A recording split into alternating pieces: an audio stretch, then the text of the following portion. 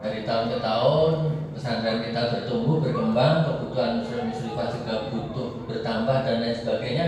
Kita tidak perlu ke sana kemari, kita sudah siapkan sendiri dengan spek yang kita inginkan. Itu cita-cita. Baik putra maupun putri. Nah, tahun pertama agak lumayan. Ini tahun-tahun agak penuh keprihatinan. Ya. Insya Allah mulai tahun 2025 ini akan coba kita bangkitkan kembali gairah ya, untuk belajar Al-Quran, gairah di Al-Hikmah ini. Maka kita berharap panjenengan semua nanti menjadi bagian.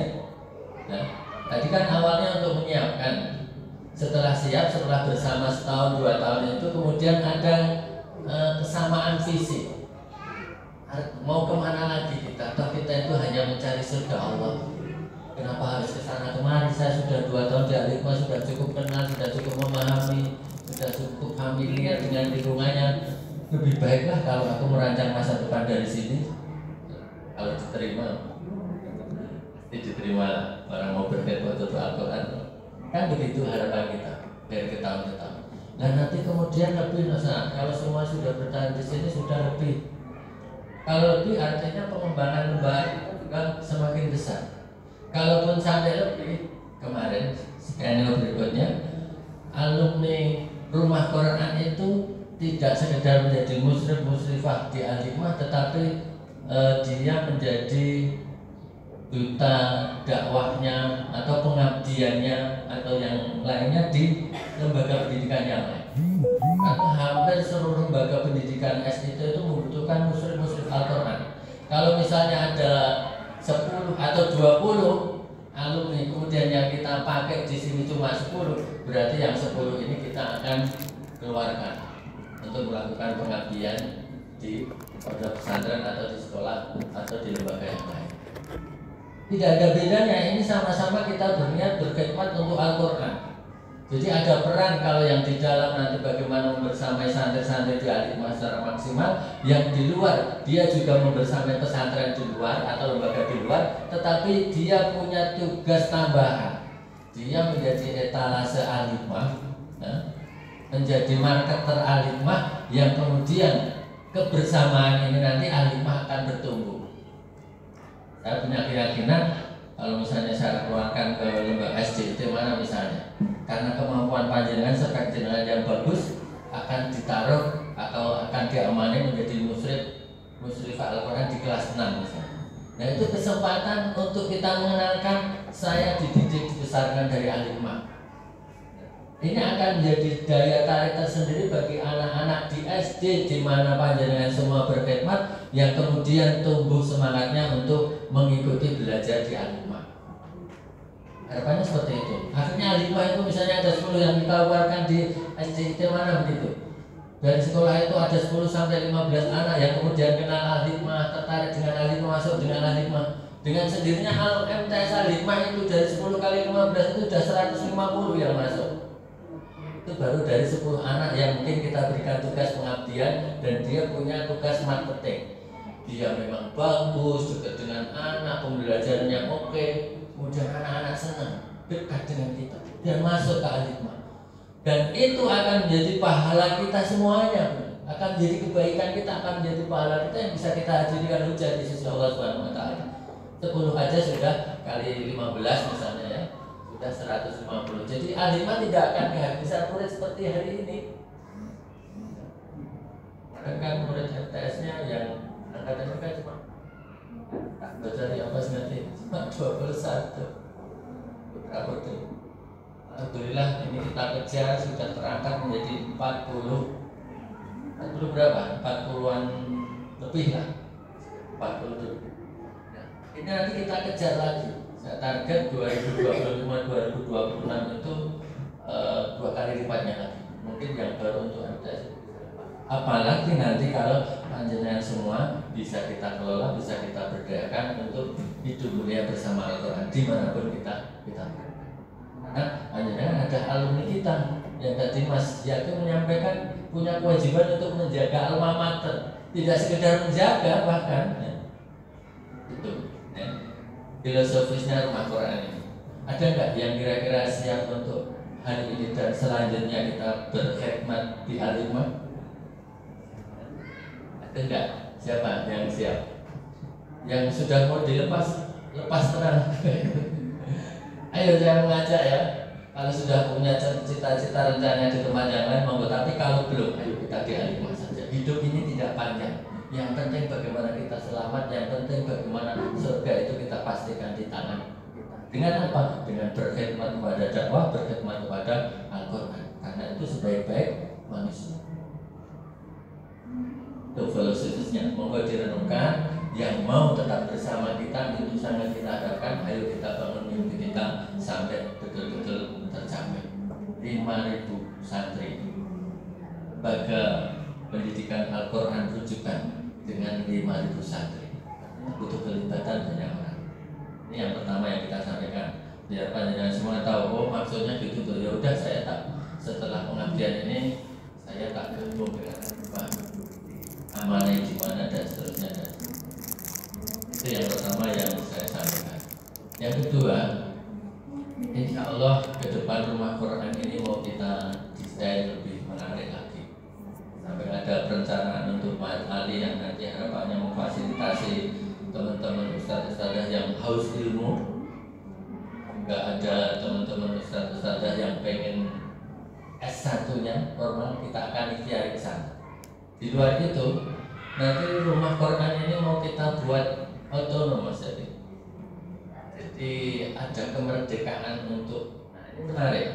Jadi nanti tidak tergantung dengan Al-Hikmah saja, tetapi ke depan dalam berpikir saya nanti rumah Quran ini punya otonomi untuk menghimpun dana dan memanage. Jadi saya sedang menyiapkan pula ini merekrut beberapa orang untuk menjadi donatur memang ke rumah Quran. Jadi nanti itu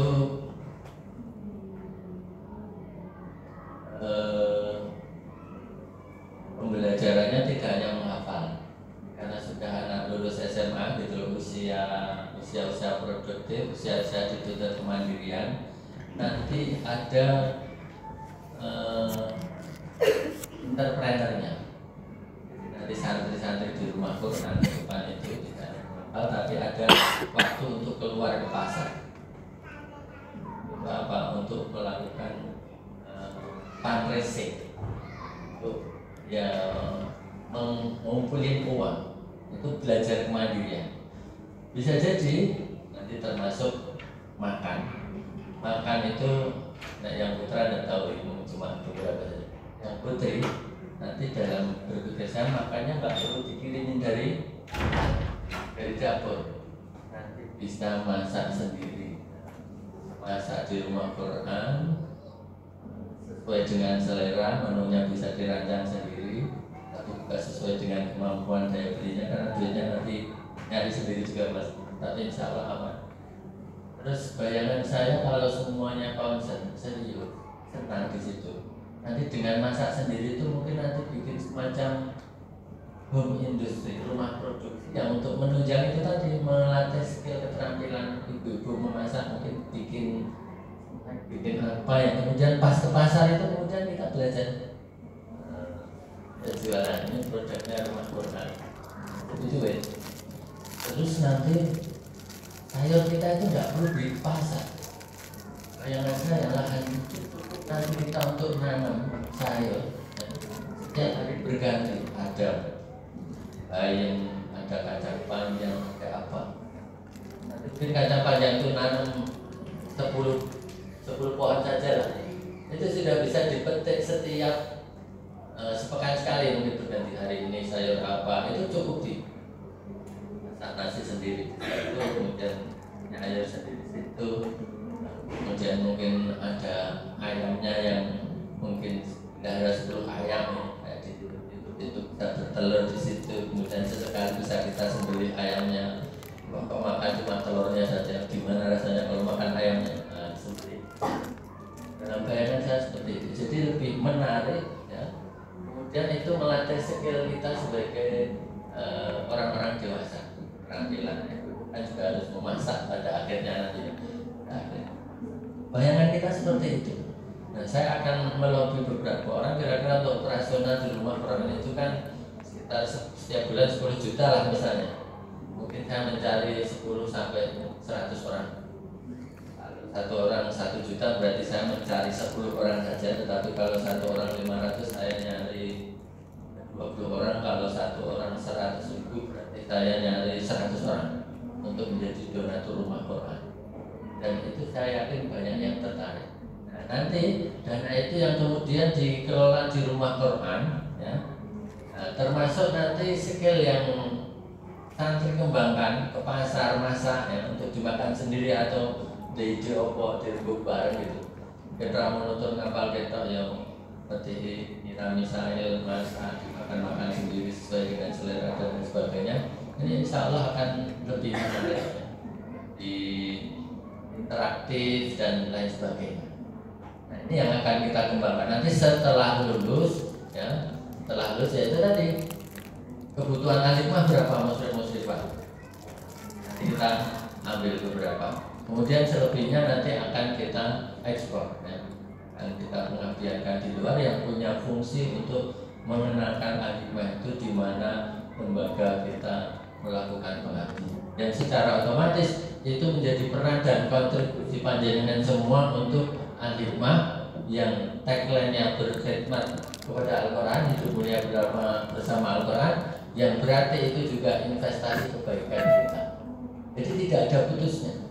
Semuanya berujung kepada kemuliaan, semuanya berujung kepada kebaikan. Dan itu akan menjadi argumentasi kita, hujah kita di sisi Allah Subhanahu wa taala tentang apa yang sudah kita lakukan dalam kehidupan kita. Itu bayangan kita hari ini. Kalau sudah begitu nanti rumah Quran berkembang. Kalau tidak berkembang itu muakifnya juga Bung Natifah itu kan yang kaya itu yang mewakafkan, yang dipakai betul kan sering suka ngasih makanan, suka ngasih apa gitu. Tapi kalau ke putra itu yang mau dikasih makanan enggak ada. Saya kalau ditanya santrinya putra ada berapa? Kalau punya kulkas itu kan juga dikasihkan, punya mesin cuci dikasihkan, kan sukanya begitu. Insya Allah nanti seiring dengan pertumbuhan dan perkembangan kita kita itu aura kehidupan kita itu akan bersemangat semuanya. Kita pengelola semangat, santrinya semangat, penonton semangat, dan orang yang pengen ikut berkontribusi juga akan semangat. Dan ini perlu kita bangun kolektivitas, ya. Kita bangun secara kolektif kolegial, kita bangun secara bersama-sama. Nah, saya kira itu sebagai sambutan selaku ketua yayasan. Jadi saya punya obsesi seperti itu. Kalau kemarin belum paham maksud didirikannya rumah Quran, jadi tidak sekedar memfasilitasi teman-teman kita atau saudara-saudara kita yang pengen menghafal Al-Quran, tapi sekaligus kita akan ajak untuk membesarkan lembaga di mana kita hari ini berada, ataupun membantu membesarkan lembaga yang lain yang membutuhkan skill dari kita semuanya.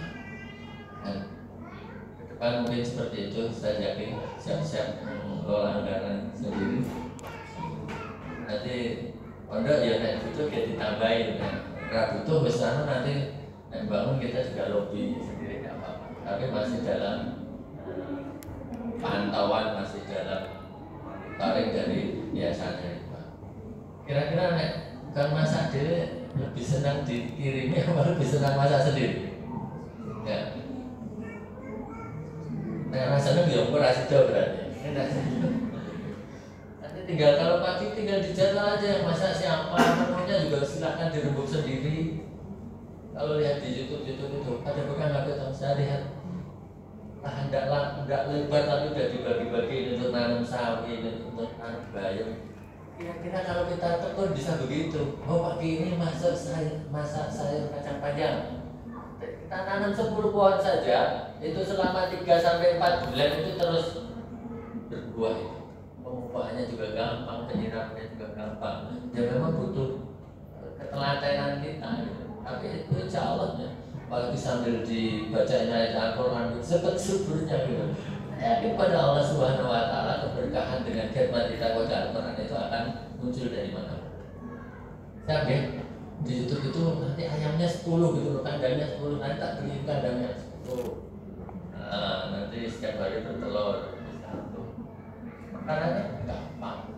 Nanti tak konsep gitu jalannya. Ini pertanyaan saya sekali lagi, kira-kira pilih masak dewe apa dimasakin? Dan jawab, ora bisa masak saya. Belajar nanti kalau nggak bisa, terus belajar. Masa ibu-ibu nggak bisa masak kan gitu. Saya kan masak zaman kemajuan itu, nggak masak apa, masak mie ya. Nah, saya kira itu nggak dijawab juga nggak apa-apa. Nah, tertarik ya mungkin nanti bisa disampaikan. Kalau api, tidak ya berarti kita nanti juga harus menerima apa adanya. Editor kayak Mas Win apa ya itu yang bakal punya masak sendiri nanti bisa lebih kreatif. Kurang lebihnya itu yang saya sampaikan. Ada salahnya mohon dimaafkan. Assalamualaikum warahmatullahi wabarakatuh. Waalaikumsalam warahmatullahi wabarakatuh. Datang pergi begitu saja seolah tak pernah ada. Semua orang yang pernah singgah dalam hidup kita bagaikan kepingan puzzle yang saling melengkapi dan membentuk sebuah gambaran kehidupan. Maka sudah menjadi fitrah bila ada pertemuan pasti ada perpisahan. Di mana ada awal pasti akan ada akhir. Akhir sebuah perjalanan ia akan menjadi awal bagi perjalanan lainnya. Sebuah perpisahan ia akan menjadi awal pertemuan dengan sesuatu yang baru. Ketika akhir sebuah perjalanan akan menjadi awal perjalanan yang lain, dan sebuah perpisahan akan menjadi pertemuan dengan sesuatu yang baru. Kalau kita tidak bisa berjumpa lagi di dunia, semoga Allah mengumpulkan kita di jannahnya. Amin ya rabbal alamin. Semoga kita teringat akan sabda Nabi SAW yang menerangkan mengenai 7 golongan yang akan mendapatkan naungan pada hari yang tiada naungan selain darinya. Di antara golongan tersebut adalah warajulani tahabba fillahi jatama'a alaihi wa tafarraqa alaihi, yang artinya 2 orang yang mencintai karena Allah Subhanahu wa taala, mereka berkumpul dan berpisah berpisah dengan sebab cinta karena Allah Subhanahu wa taala. Hadis riwayat Bukhari. Orang yang mencintai akan dikumpulkan bersama orang yang dicintai di akhirat kelak. Dari sahabat Anas bin Malik radhiyallahu anhu, beliau mengatakan bahwa seseorang bertanya kepada Nabi sallallahu alaihi wasallam, kapan terjadinya hari kiamat, wahai Rasulullah? Beliau sallallahu alaihi wasallam berkata, apa yang telah kau persiapkan untuk menghadapinya? Orang tersebut menjawab, aku telah mempersiapkan untuk menghadapi hari tersebut dengan banyak sholat, banyak puasa, dan banyak sedekah. Tetapi yang aku persiapkan adalah cinta Allah dan Rasulnya. Beliau sallallahu alaihi wasallam berkata, anta ma'a man ahbabaka. Kalau